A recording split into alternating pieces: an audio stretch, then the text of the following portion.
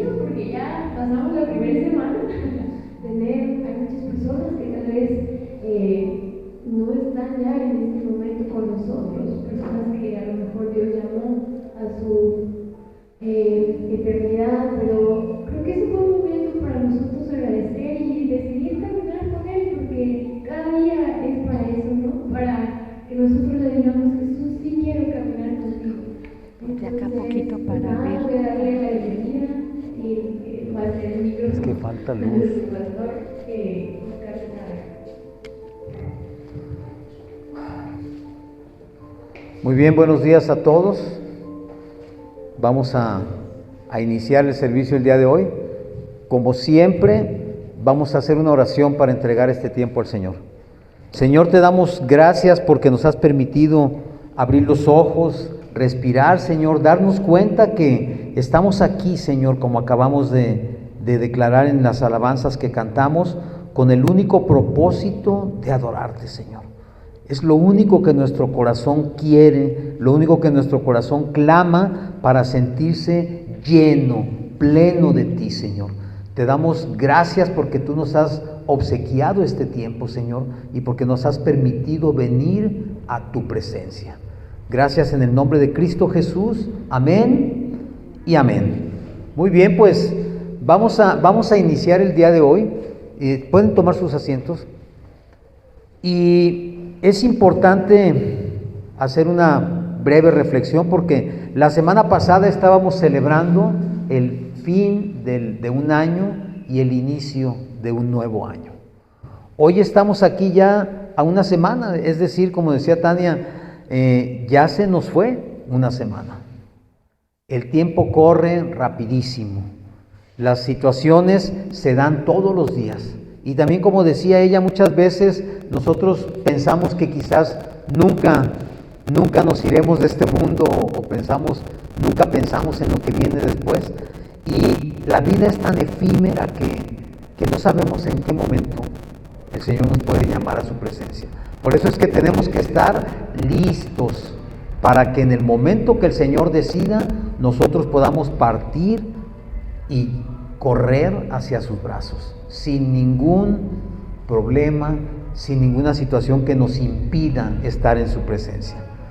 De manera que yo les pido que meditemos en esto y que realmente dispongamos nuestro corazón a buscar del Señor.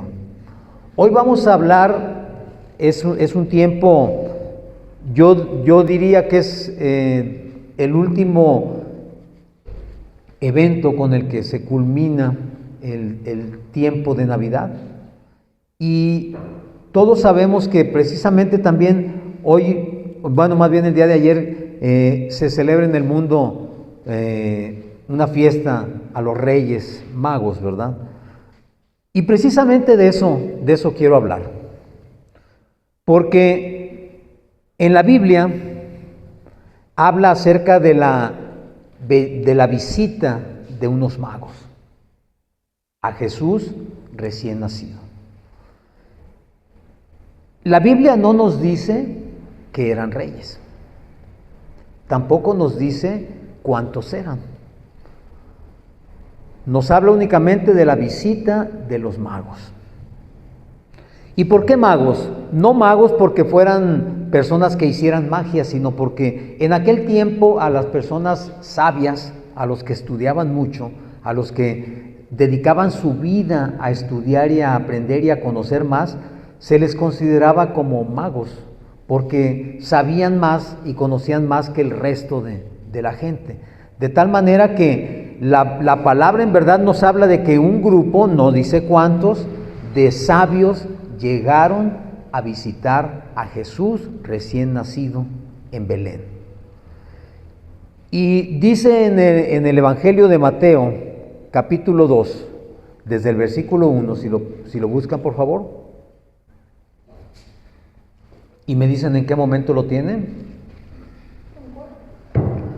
Mateo 2, versículo 1.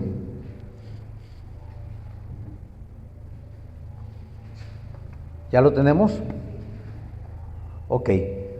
Vamos a leer y dice: cuando Jesús nació en Belén de Judea, en días del rey Herodes, vinieron del oriente a Jerusalén unos magos, diciendo: ¿dónde está el rey de los judíos que ha nacido? Porque su estrella hemos visto en el oriente y venimos a adorarle. Oyendo esto, el rey Herodes se turbó y toda Jerusalén con él. Y convocados todos los principales sacerdotes y los escribas del pueblo, les preguntó dónde había de nacer el Cristo. Ellos le dijeron: en Belén de Judea, porque así está escrito por el profeta. Y tú, Belén, de la tierra de Judá, no eres la más pequeña entre los príncipes de Judá, porque de ti saldrá un guiador que apacentará a mi pueblo Israel. Fíjense bien cómo cuando estos personajes llegan a Jerusalén, dice que toda Jerusalén se turba junto con Herodes porque escuchan acerca del nacimiento del rey de Israel. Y entonces los principales sacerdotes y los escribas preguntan dónde había de nacer el Cristo. Los sacerdotes y los escribas eran conocedores de la ley. Ellos conocían perfectamente las profecías que se habían escrito acerca de la venida del Mesías. De manera que tú te preguntas entonces, ¿por qué preguntaban dónde había de nacer o dónde habría nacido? Si ellos ya lo sabían. Esto significa que ellos no vieron las señales que sí vieron los magos. Porque esas señales, las estrellas quizás en el cielo alineadas de tal manera que indicaban dónde había nacido el Mesías y que los guiaría a llegar hasta esa tierra, las vieron los magos, pero al parecer los sacerdotes y la demás gente no se había dado cuenta de esto. Esto nos habla de que Jesús precisamente viene a buscar a ese pueblo que no está, digamos, cegado o que no está embebido en la ley, sino que tiene un corazón abierto, dispuesto para entender las señales y para entender quién es el que vendría ese día. Porque lo lógico de acuerdo con la tradición judía era que los primeros que tuvieran la revelación fueran los sacerdotes, pero no fue así. No fue a ellos a quien se reveló primero. Y precisamente este tiempo se llama o se le conoce como Epifanía, porque Epifanía significa revelación. Es decir, Dios mismo revelándose ante todos los hombres. Por eso se le conoce como tiempo de Epifanía, el tiempo de revelación. Y entonces ellos le dicen, pues ¿cómo me preguntas tú a mí si la Escritura dice que ha de nacer en Belén de Judea? O sea, eso está escrito, deberían ustedes saberlo. Después dice que Herodes, por supuesto Herodes era rey, y sintió amenazado su trono y dijo, bueno, pues así como lo hace el enemigo normalmente, trató de engañarlos, presentándose, digamos, de una manera amable, diciendo, hombre, cuando ustedes lo encuentren, regresen y díganme dónde está para ir también yo a adorarle. Obviamente las intenciones de Herodes no eran adorarle, eran precisamente eliminarlo, porque sentía amenazado su trono al entender que había nacido el rey de Israel. Bueno, nos dice más adelante que estos reyes traían 3 presentes para Jesús. Y cuando hablamos de 3 presentes, no se imaginen ustedes como nos han pintado toda la vida a un personaje con una cajita así pequeñita de oro, incienso y mirra.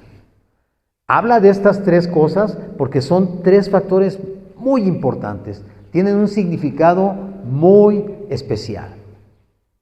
El oro representa la realeza. Es decir, ellos estaban reconociendo que Jesús, quien había nacido, era el rey de Israel. Era el rey que había enviado Dios para su pueblo. Entonces, por eso le presentan oro, porque a los reyes se les obsequia oro. Cuando tú le obsequias oro a un rey, le estás reconociendo como rey. Estás diciendo, yo te reconozco como mi rey. Habla del incienso, porque el incienso se usa para ofrendar o se presenta delante de Dios. El incienso representa la naturaleza divina de Jesucristo. Es decir, al ofrecerle incienso le están diciendo, tú eres Dios. Porque para eso se utilizaba el incienso, para perfumar el altar, para elevarlo como ofrenda, como olor fragante hacia Dios. Entonces, al ofrendar incienso estás diciendo, tú eres mi Dios. Y la mirra representa la unción, porque la mirra se utilizaba para ungir los cuerpos de los muertos, por ejemplo. Entonces, ¿se fijan ustedes? Ahí está profetizándose lo que sería la persona de Jesús. Rey de la tierra, rey de Israel, Dios mismo, pero la persona de Jesucristo representaría al Mesías, al ungido, porque la unción viene precisamente sobre Jesús. Y quiero que reflexionemos un poco sobre lo que tenemos aquí, el pesebre con la corona, porque esto representa precisamente eso también, el nacimiento en forma de hombre de Dios, pero al mismo tiempo la corona representa al Cristo, es decir, al que habría de morir para pagar los pecados de Israel, pero también sabemos nosotros que todos los pecados del mundo. Y así como estaba profetizado dónde iba a nacer, estaba profetizado cómo habría de vivir, cómo habría de morir y cómo debía resucitar al tercer día. ¿Para qué? Para completar el ciclo y que todo mundo pudiéramos darnos cuenta de que efectivamente Jesús es Dios. Jesús es el Mesías, Jesús es nuestro Salvador, Jesús murió y entregó su sangre por nuestros pecados, pero resucitó al tercer día, así como estaba escrito.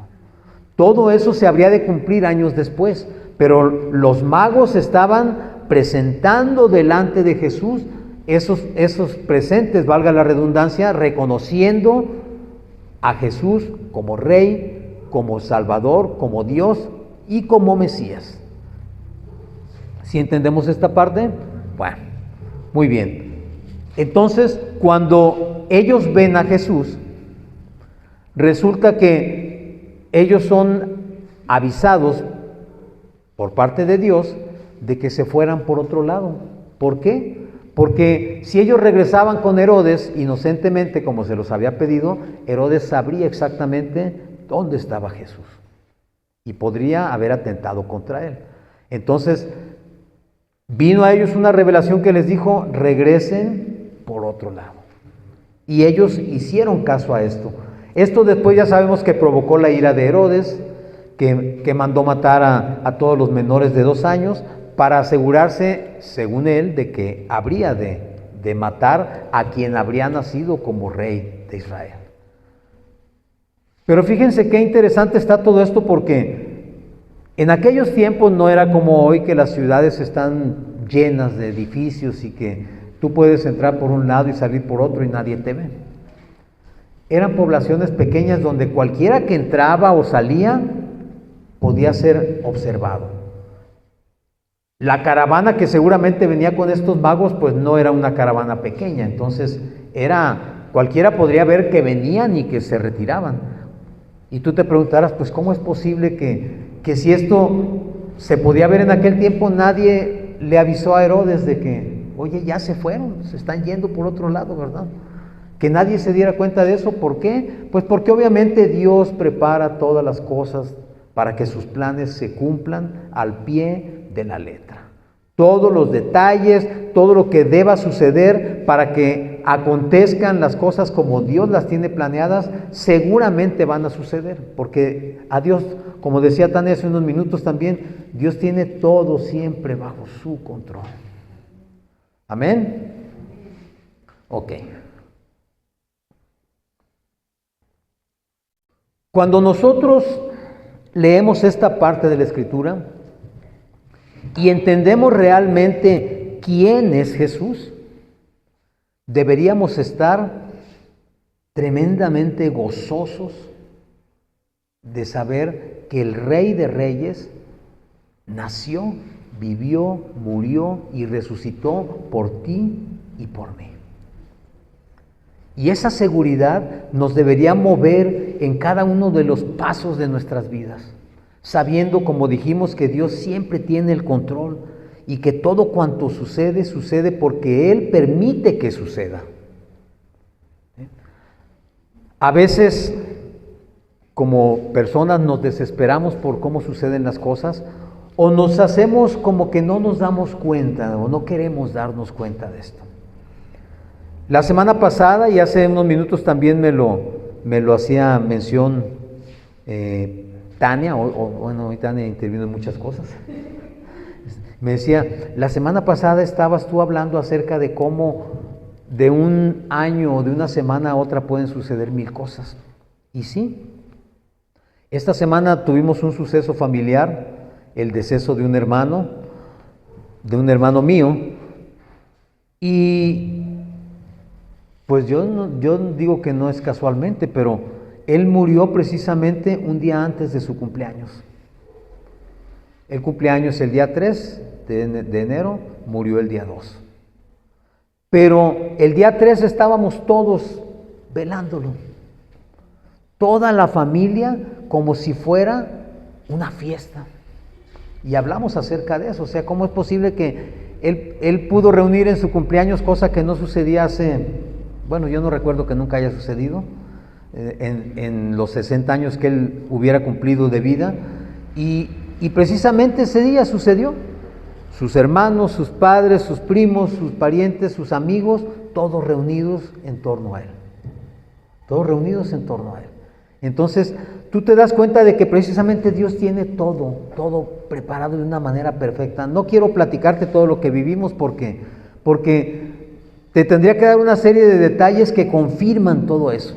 Nosotros entendimos que Dios tenía perfectamente preparado el momento, la situación, la circunstancia, todo lo que había de ocurrir para que esto fuera como Él lo tenía planeado.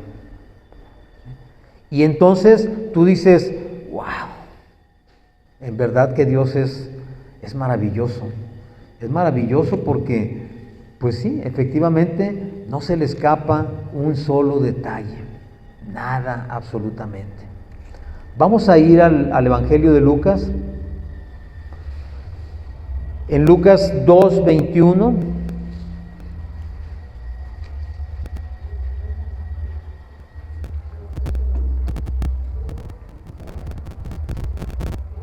¿Ya lo encontraron?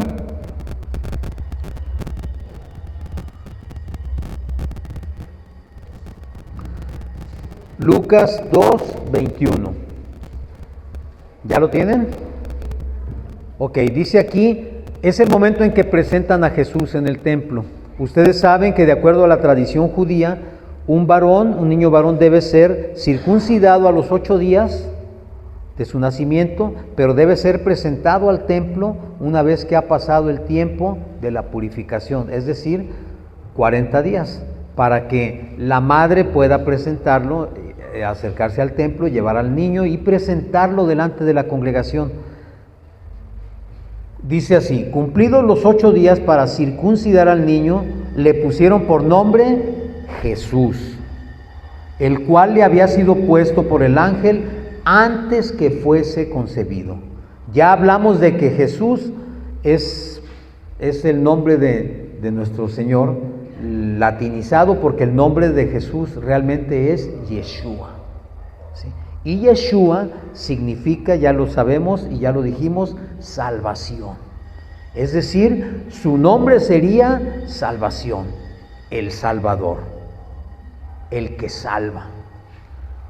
Dice enseguida, y cuando se cumplieron los días de la purificación de ellos, conforme a la ley de Moisés, le trajeron a Jerusalén para presentarle al Señor.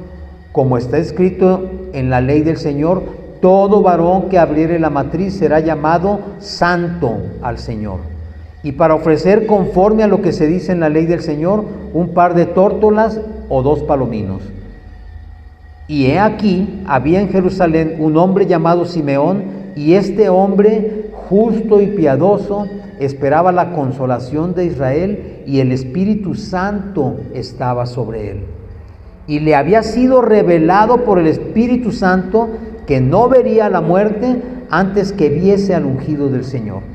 Y movido por el Espíritu vino al templo.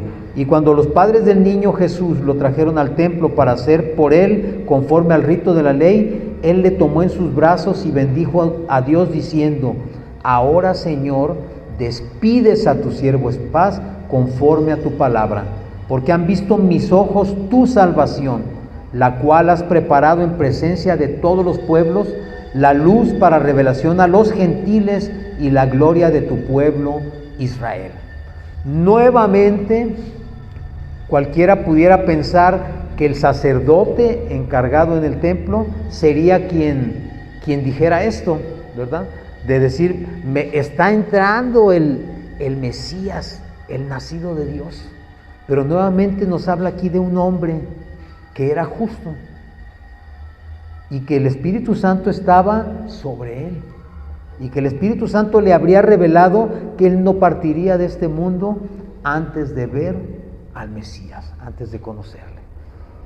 Y él da gracias a Dios diciendo: ahora sí, Señor, puedes llevarme en el momento que tú quieras, porque he visto tu luz, he conocido al Salvador, he conocido a Yeshua, la salvación. Dice además que es luz para revelación a los gentiles. ¿Quiénes son los gentiles? Los gentiles es toda la persona que no ha nacido directamente en el pueblo de Israel. Es decir, tú, yo y todos los que hemos sido hechos hijos adoptivos del Señor. Todos los que no pertenecemos en la carne y en la sangre al cuerpo de Israel, al pueblo de Israel, perdón. De tal manera que Jesús, desde su nacimiento, su revelación fue primeramente para los gentiles.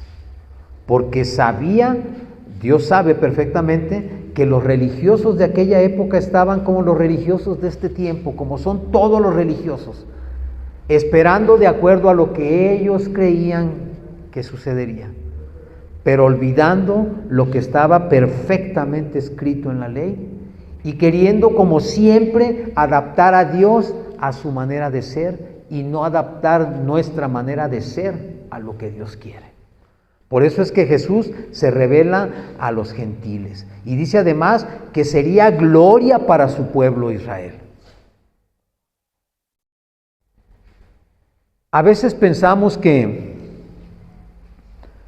hay personas que tienen más contacto con Dios. A mí a veces me dicen: necesito que ore por mí porque a usted sí Dios lo escucha. Pues ¿sabes qué, mi hermano? A ti también te escucha. Él siempre escucha. A Dios no le puede pasar un pensamiento tuyo o una palabra tuya sin conocerla o sin atenderla. El problema es que somos nosotros los que no estamos escuchando a Dios. Dios se revela a los gentiles, Dios se revela a nosotros, pero para que nosotros podamos entender es necesario tener un corazón abierto nuevamente. Pedir que el Espíritu Santo esté sobre nosotros. Pero el Espíritu Santo va a estar sobre nosotros cuando yo haga lo que hicieron los reyes, me postre delante de la presencia de Dios y le diga: haz conmigo lo que tú quieras, Señor. Haz conmigo como tú quieras. Muéstrame tu gloria y permíteme obedecerte. A veces estamos enfrascados en lo que religiosamente nos enseñaron y no permitimos que el Espíritu Santo que nos está hablando al corazón sea quien dirija nuestras acciones. Queremos hacer porque a mí me dijeron que así era. Pero el Espíritu Santo te habla y te dice, hazlo así, y nos resistimos. Porque yo no estoy de acuerdo, porque yo pienso que es de otra forma, porque yo creo que estoy haciendo mal, porque yo pienso que debería ser así. Y el Señor te está diciendo, déjate de cosas y atiéndeme. Hazme caso. Hazme caso a lo que yo te estoy diciendo, porque yo vengo a revelarme a tu vida para que tu vida realmente sea una vida en abundancia, sea una vida en bendición, y dejes de estar todo el día en tu cabeza pensando aquella situación que te está afectando. Pero por eso es que dice el Señor que Él puede ser visto, puede ser entendido, puede ser aceptado, por ejemplo, por los niños. ¿Por qué? Porque los niños tienen una percepción y un corazón abierto. Tú les hablas y los niños están atentos. Y les dices y creen. Les enseñas y creen. Tienen un corazón sin malicia. A veces nuestro corazón tan lleno de malicia y de vicios y de cosas que hemos ido acumulando a lo largo de los años nos impide a nosotros entender realmente la voluntad de Dios. Por eso dice el Señor que de los niños, o sea, de los tales o de los que son como ellos, es el reino de los cielos. Porque para poder entender, no digo entrar, entender al reino de los cielos, es necesario tener un corazón como de niño y dejarse dirigir como lo hace un niño. Por eso a veces nos cuesta tanto trabajo y sabemos y conocemos la Escritura y la leemos, y es que aquí dice, pero yo no lo entiendo en mi corazón. Decía el Señor a los religiosos, ustedes con su tradición invalidan el mandamiento.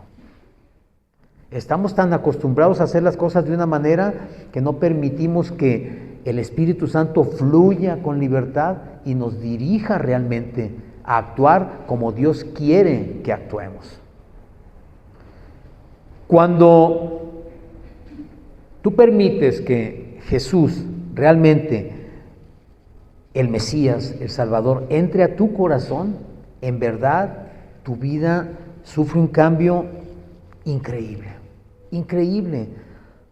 Esto tú lo puedes ver cuando ves a una persona que era de cierta manera y ahora es totalmente diferente. ¿Qué pasó en él que no pasa en mí? Que hubo disposición en su corazón. Esa es toda la diferencia, no hay otra. El Dios es el mismo, el Espíritu Santo es el mismo, la palabra es la misma, lo que cambia y la diferencia es únicamente la actitud con la que yo recibo esta palabra. Los reyes, quiero decir los magos, lo entendieron y por eso ellos emprendieron el camino hacia donde la estrella les marcó. Ellos no preguntaron, híjole, está re lejos hasta allá. ¿Cuánto tiempo vamos a tardar en llegar hasta por allá? Allá se ve la estrella lejísimos. Ellos vieron la señal y dijeron, vamos. No tardaron 2 días porque las distancias en aquellos tiempos no se recorrían en un par de días. No es como hoy que te subes a un avión y en 10 horas ya estás en Europa, no. Eran días, semanas, quizás meses de camino. Pero ellos vieron y dijeron, esa es la señal. Y por esa señal vamos a ir a buscar al Mesías, al Rey de Israel que van a nacer. Y emprendieron camino. Yo quiero pensar que aunque fuesen caminos quizás recorridos, es una aventura completa, tantos días ir hacia allá. Pero no flaquear, no desfallecer. Eso es precisamente lo que los llevó a la presencia del Mesías. Porque muchos de nosotros a mitad del camino hubiéramos dicho, no, sabes que ya Además, ya ni ha de estar allí donde dicen que está, ¿verdad? Mejor, luego lo buscamos. No sé cuántas veces lo has pensado tú, pero generalmente así lo hacemos. Luego lo buscamos. Luego lo hacemos. La próxima semana. Sé que estoy mal, pero no, es que más adelante, pastor, lo hacemos. Yo no sé qué estás esperando. Yo lo único que sé es que ese día nació quien iría a la cruz por ti y por mí. Que ese niño que fueron a adorar los magos se convirtió después en el hombre que nos dejó la guía perfecta para llegar a la presencia de Dios. No invalidando la ley, porque él mismo dijo, yo no vengo a anularla, vengo a cumplirla, sino dándonos la manera y el ejemplo de cómo podíamos nosotros llegar a esa gracia. Y por eso, el día de hoy, como hacemos cada domingo, el primer domingo del mes, vamos a celebrar la cena del Señor. Enseguida les van a hacer llegar los elementos.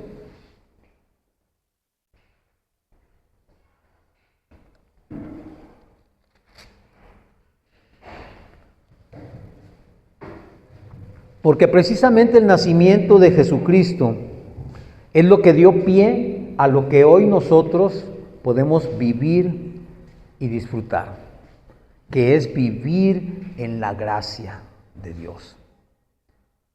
Sabiendo que no seremos juzgados por la ley, sino que seremos juzgados en gracia por Él mismo. Porque a ese niño le sería dado el poder de juzgar a vivos y a muertos. Y por cuanto conocemos de Jesús en su amor, sabemos que no habremos de ser juzgados, sino con misericordia. Y esa misericordia es la que nos va a permitir, a pesar de las cosas, poder tener acceso a la presencia del Padre. Dice aquí en 1 Corintios 11:23, dice, porque yo recibí del Señor lo que también os he enseñado, que el Señor Jesús, la noche que fue entregado, tomó pan. ¿Pueden tomar su pan? Su galleta, tú que estás en casa, puedes tomar una galleta, un pedazo de pan. Y habiendo dado gracias, lo partió y dijo, tomad, comed, esto es mi cuerpo que por ustedes es partido. Hagan esto en memoria de mí. ¿Puedes comer el pan?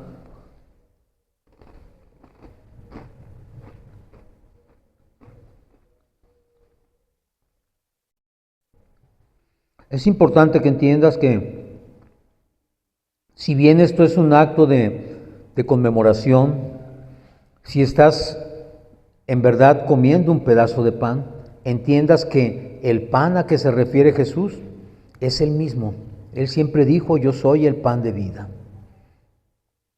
Y debemos entender que Jesús es ese pan del cielo que descendió a nosotros en forma de hombre para que nosotros pudiésemos conocerle y saber que realmente Dios existe, Dios es un Dios vivo.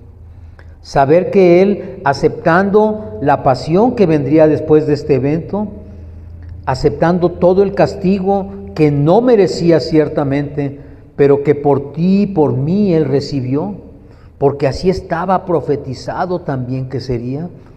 Dice en Isaías que sobre Él cayeron todos nuestros pecados, nuestras culpas, nuestras enfermedades, que Él recibió todo nuestro castigo, que quedó irreconocible cuando fue llevado a ese martirio, que no había en Él hermosura que envidiar o que buscar o que querer, que fue tanto el castigo que cayó sobre su persona que era imposible que nadie más pudiera haberlo resistido, pero que lo hizo para que tú y yo pudiésemos estar libres de pecado.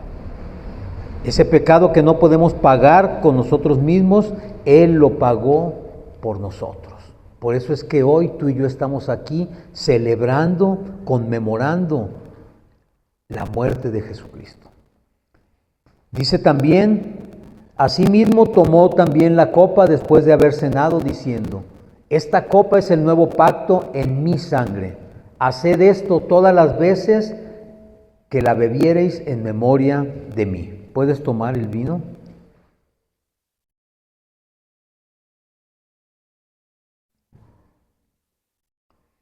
Así pues, todas las veces que comieres este pan y bebieres esta copa, la muerte del Señor anuncias hasta que Él venga.